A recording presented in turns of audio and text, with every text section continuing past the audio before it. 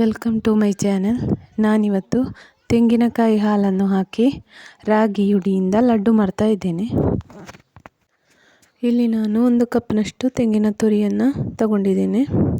ಇದನ್ನು ಗ್ರೈಂಡ್ ಮಾಡಿ ಹಾಲು ತೆಗಿತಾ ಇದ್ದೇನೆ. ಹೀಗೆ 2 ಸಲ ನೀರು ಹಾಕಿ ಇದರಿಂದ ಹಾಲನ್ನು ತೆಗಿತಾ ಇದ್ದೇನೆ. ಇಲ್ಲಿ ಇಷ್ಟು ಹಾಲು ರೆಡಿಯಾಗಿದೆ. ಇಲ್ಲಿ ಒಂದು ಕಡಾಯಿಯನ್ನು ಬಿಸಿಯಾಗಲಿಕ್ಕಿಟ್ಟು ಇದಕ್ಕೆ 1 ಚಮಚದಷ್ಟು ತುಪ್ಪವನ್ನು ಹಾಕಿದ್ದೇನೆ. ಇದು ಬಿಸಿಯಾದ ನಂತರ ಇದಕ್ಕೆ 2 ಗ್ಲಾಸಿನಷ್ಟು ರಾಗಿ ಹಿಟ್ಟನ್ನು ಹಾಕ್ತಾ ಇದ್ದೇನೆ. ಅನಂತರ ಇದನ್ನು ಚೆನ್ನಾಗಿ ಹುರಿಬೇಕು. ಒಂದು 10 ನಿಮಿಷ ಹೀಗೆಯೇ ಹುರಿತಾ ಇರಬೇಕು.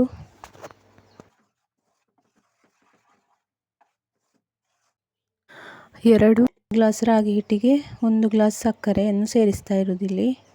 ಇದನ್ನು ಗ್ರೈಂಡ್ ಮಾಡಿ ರೆಡಿ ಮಾಡಿ ಇಟ್ಟುಕೊಂಡದ್ದು. ಸಕ್ಕರೆ ಬದಲಿಗೆ ಬೆಲ್ಲವನ್ನು ಕೂಡ ಇಲ್ಲಿ ಯೂಸ್ ಮಾಡಬಹುದು.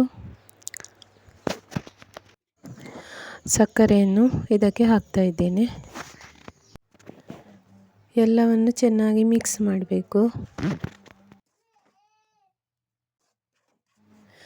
ಇನ್ನಿದಕ್ಕೆ 1 ಗ್ಲಾಸಿನಷ್ಟು ತೆಂಗಿನಕಾಯಿ ಹಾಲನ್ನು ಹಾಕಿಕೊಳ್ತಾ ಇದ್ದೇನೆ.